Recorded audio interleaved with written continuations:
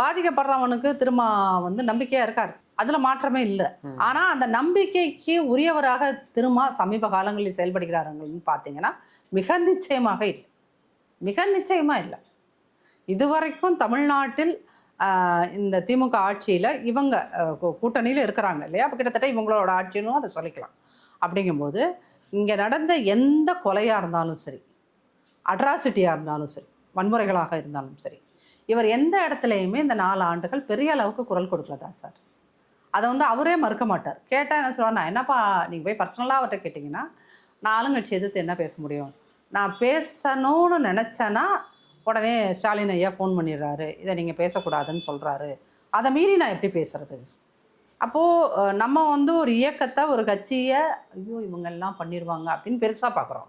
ஆனா அவங்க என்ன பண்றாங்க, "எனக்கு ஸ்டாலின் கிட்ட இருந்து ஃபோன் வரும். ஃபோன் வந்தா நான் எப்படி இந்த பிரச்சனைய பத்தி பேசுறதுன்றாங்க."